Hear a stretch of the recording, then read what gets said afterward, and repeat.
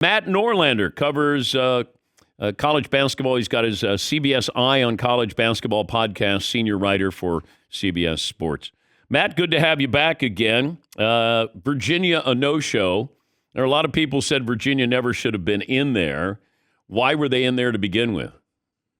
That is the most unanswerable question heading into this tournament. Dan, it's a pleasure to join you. By the way, thank you so much for having me on. Virginia did not have, in my opinion, the resume to validate inclusion. And I want to be particular about this. We talked about this on the CBS podcast.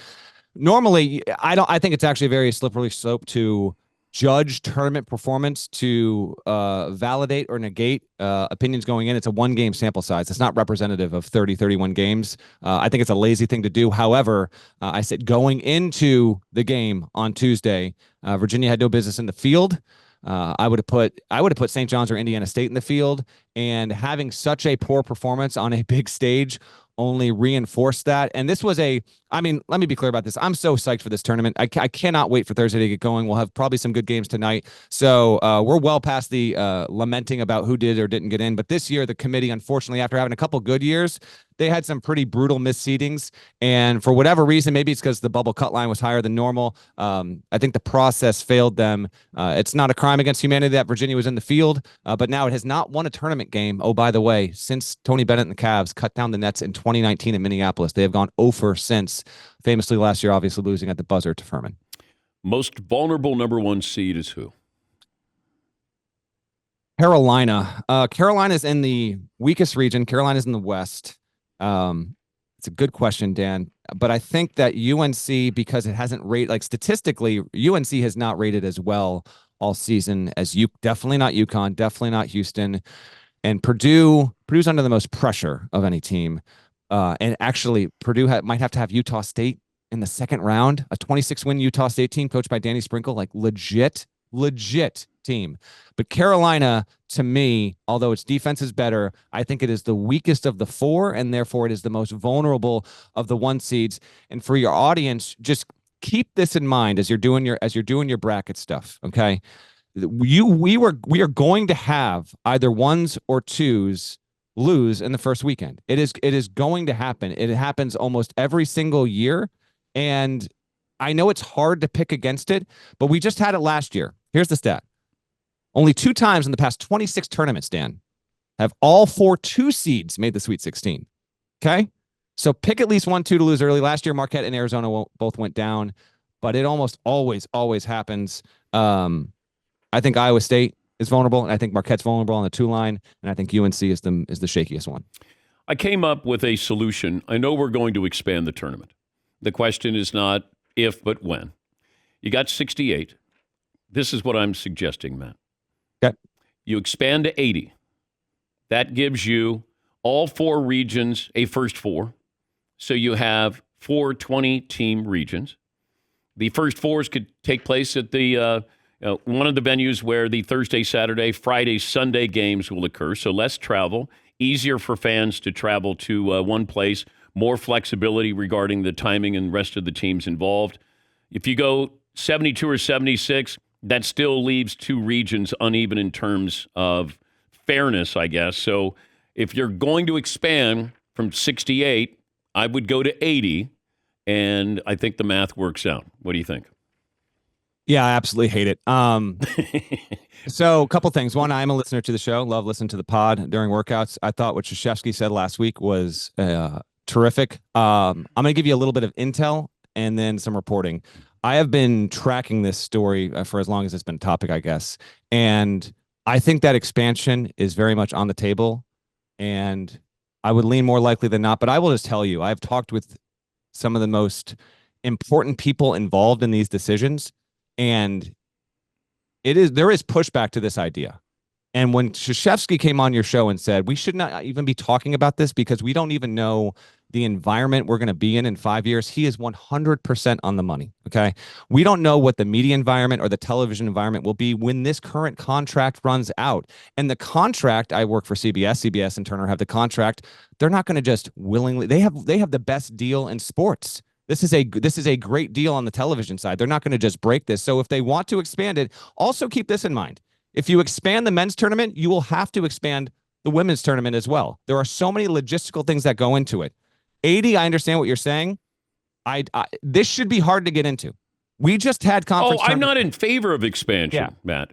I'm giving you it's going to happen, and if it does, this is my solution. I wouldn't have expanded it to 68 to begin. I agree. We're about to hit what I call the Goldilocks zone at about midnight tonight, where we have 64 teams in the tournament. It is perfect. Okay, we live in that until about 12:15 on Thursday, when the first game, Mississippi State, Michigan State, will tip off on CBS. That's the Goldilocks zone. I love living in that because that is the bracket as it should be, and it's perfect state. There are people in college sports. I talked to a conference commissioner of note a week ago. Does not want to expand the tournament. Is in those conversations. If it ain't broke, don't break it, was that commissioner's words to me. I really hope it doesn't expand. Here's the thing. I don't know if you'll find one thing in all of American sports where the majority of American sports fans are on the same side than this issue. Almost nobody wants to expand the tournament. The only people that do are coaches that want to increase their job security, which they won't, because then, as you've said before, if you don't make the tournament, you should be fired. Yes. Okay. And the conference commissioners that are trying to get more money, you can rearrange those kind of deals. There is no reason to expand the NCAA tournament. It will not. There has not been a single person who has been able to give me a viable reason why the tournament and the sport would be bettered by having even a 69th team into it. One example of this that I'll give you why it shouldn't expand. Take your show, for example. You got to cover the sport nationally. Do a great job of doing it, Dan. You almost never bring up college basketball in November, December, and nor should you for a national show. You think the sport will add any more relevance if there are 80 teams getting into this thing? No, you need to make November and December as urgent as possible by encouraging the high majors to play each other so that those games carry significance, and it actually gets to a point where it's like, whoa, is St. John's going to get into the field? Is Seton Hall going to get into the field? Will Indiana State make it? There is an urgency, attention to this sport over the previous week because there's 68. It's not too big. It's not too small. It's just right. I hope they don't expand it. And I do anticipate, in talking to sources, that we will have clarity on a timeline on this year at some point, whether it's the spring, summer, or fall. We will know where the direction that this is going. I love you fired up. Matt Norlander, CBS Sports senior writer, and his podcast, CBS Eye on College Basketball. All right, you had a piece yesterday on college coaches and their favorite bands or their artists here. Yes. Run through some that might surprise us. Oh, man. So I was fired up on the tournament stuff. This was a joy. I mean, an absolute joy. Some of my favorites that were just surprising to me, Kyle Smith of Washington State giving me Digital Underground that is the one getting the most street cred. Will Wade and Bill Self tossing me Earth, Wind, and Fire.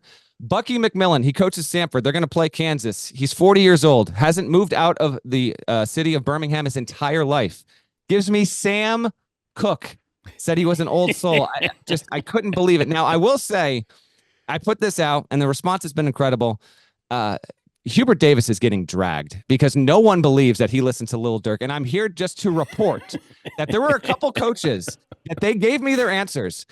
Hubert Davis was one of them. John Calipari gave me Drake. I pushed back on it. Now, Cal told me he does not listen to music at all. So he's just using Drake because Drake, shows up to Kentucky, sitting in the locker room. He wants to do layup lines, whatever. He was the only one that says he doesn't actually listen to music, but no one thinks that Cal listens to Drake. No one thinks that Hubert Davis listens to Lil Durk. I pushed back on the ones where I said, because I told Hubert, I was like, you're using this as a recruiting tool. Yes. No, I'm not letting you do that. He reinforced it. His staff backed it up.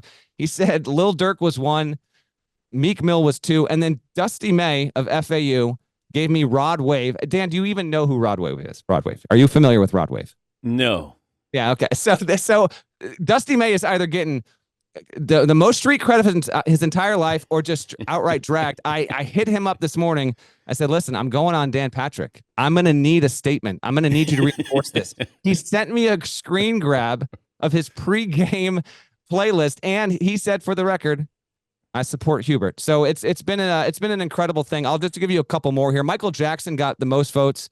There were 4 Michael Jacksons: Leon Rice at Boise State, Rodney Terry at Texas, John Gross at Akron, and Kevin Keats. And then Izzo gave me Jackson 5. Couple of Pearl Jams in there, including the coach of your reigning national champions, Dan Hurley. I'm a big DMB fan, big one, and Richard Pitino at New Mexico. and Chris Jans at Mississippi State gave me that. It's at CBSSports.com. This was such an incredibly fun thing to do. I will say this. I'm going to give credit to the coach that I think is genuinely the biggest fan of the band he gave me. So 68 coaches, the one that I think is the biggest, Tommy Lloyd at Arizona, can rap you every single Beastie Boys lyric. He has attended so many concerts. He is a legit diehard Beastie Boys fan. So Arizona fans, you got a real one. No sleep till Brooklyn for you with all of this work that you're doing there. That is correct. And I will be in Brooklyn on Friday. By the way, Dan, I feel like the best matchup for you might be Nebraska A&M. Buzz Williams, Doobie Brothers. How about Fred Hoiberg giving me Queen? I think that's the best. I think that's the Dan Patrick special first round matchup. Okay, all right, that's in my wheelhouse. And I like that. You need to find out what Trev Albert's favorite band is. The former athletic director at Nebraska, now the athletic director at Texas A&M. That is true. And by the way, we get that in the men's and the women's bracket. That will be fascinating. By the way, Nebraska A&M. It's an 8-9er. Casey Tominaga for Nebraska. Love him. The most enthusiastic, joyous player in this field. Find the time to be able to watch that game and watch that matchup. That's going to be a TNT tip 6:50 on Friday. Incredible stuff coming there out of Memphis. But yes, I will be in Brooklyn on Friday. Dan, I just got to tell you, man, fellow Connecticut resident, career bucket list achievement to be able to join you on the show. I really, really appreciate it. We'll have you back. Love the enthusiasm. Thank you, Matt. Thank you so much, Dan. Matt Norlander, CBS Sports senior writer, and his podcast is CBS Eye on College Basketball.